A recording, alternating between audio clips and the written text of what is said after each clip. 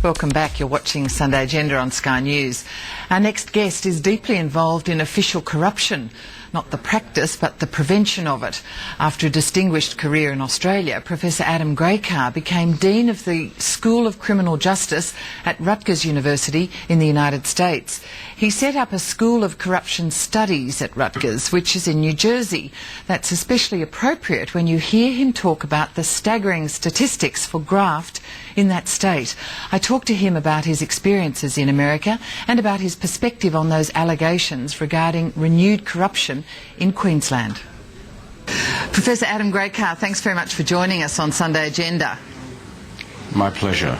Now, you've had extensive experience in Australia and now you've been watching corruption arrests unfold in your new home state of New Jersey in the United States. How does Australia's corruption at political levels compare with the US, or maybe more particularly with New Jersey?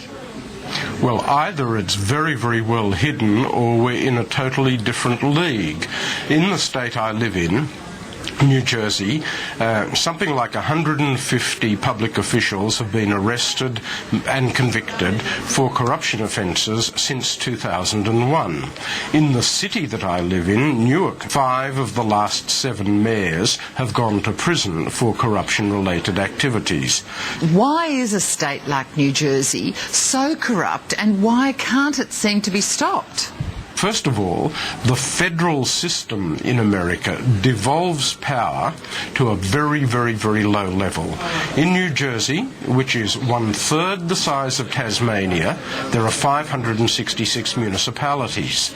There are 21 counties.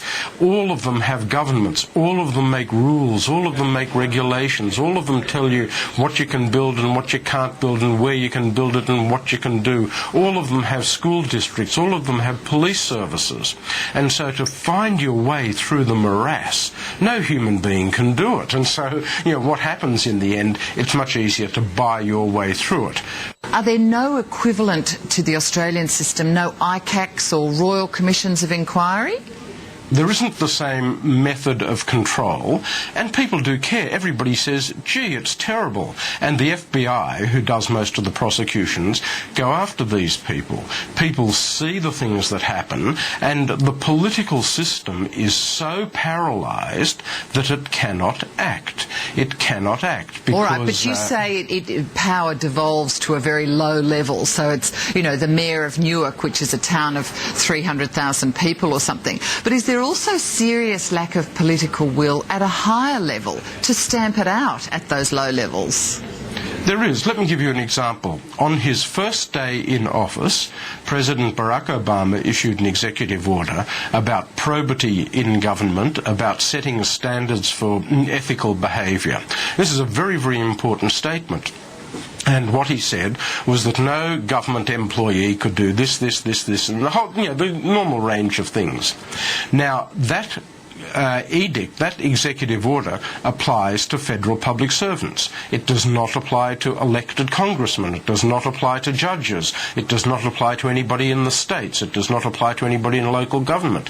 He has jurisdiction only over the executive branch of government. All right, let's move quickly to Australia, and one of Australia's eminent anti-corruption fighters, lawyer Tony Fitzgerald, who did the groundbreaking report on police corruption 20 years ago, he lamented in a recent speech that Queensland could be sliding back to the dark ages of corruption. Can you assess whether he's right? Well, it depends on the level of political will and political support. The two things that we've got to look at are whether the corruption that has been identified recently is systemic or whether it is a rogue element, whether there are one or two people who've just done the wrong thing.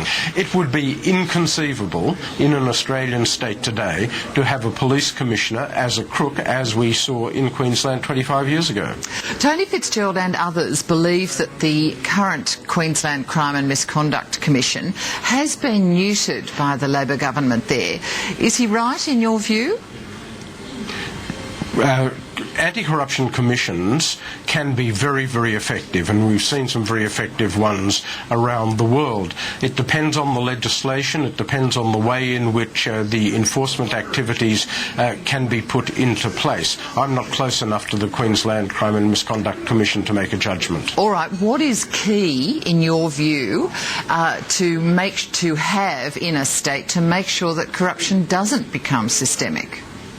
First of all, a culture of integrity, where people know that having money put into your bank account by some business people is not right, is absolutely wrong, and is horrifically wrong. Secondly, to make sure that transactions, whether they seem dubious or not, are always transparent. So if you're not sure, you say to people, hey, this is what's happening. You know, the minister goes to the Premier and says, this is what's happening. Thirdly, good organisational structures with good leadership, so that you don't have some organisations that are corrupt, but rather the leadership says this doesn't work.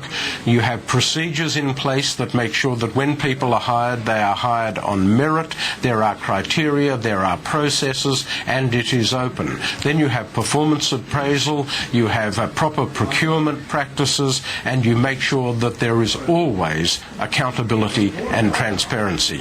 Professor Graycar, how murky, though, does it become when various state governments and political parties accept political donations, and they might come from property developers and the like? How sure can the community be that corruption doesn't exist? You can never be sure, because when people make donations, it depends on what they want in return. We do have registers for political donations, but let me tell you, in New Jersey they have a register, and people have been able to manipulate those registers and manipulate the way donations are accounted for. But by and large, the important thing is whether a donation comes with a very specific quid pro quo. If there is a quid pro quo, I'll make a donation and I want this in return, that is clearly corrupt behaviour and unacceptable. And just on a quick professional note of yours, it seems incongruous that you're at you run an Institute of Corruption at Rutgers University there in New Jersey, in a state that is so corrupt. Well, when I came to Rutgers a couple of years ago, I decided to set this institute up because there are many issues in corruption. I work internationally, mostly with the United Nations and with the World Bank, but there's no shortage of local material. And our students are very interested in it, and we work very closely with the local law enforcement people and the legislators. Well, maybe it's good that it starts at university level. Professor Adam Graycar, thanks for joining us. My very great pleasure.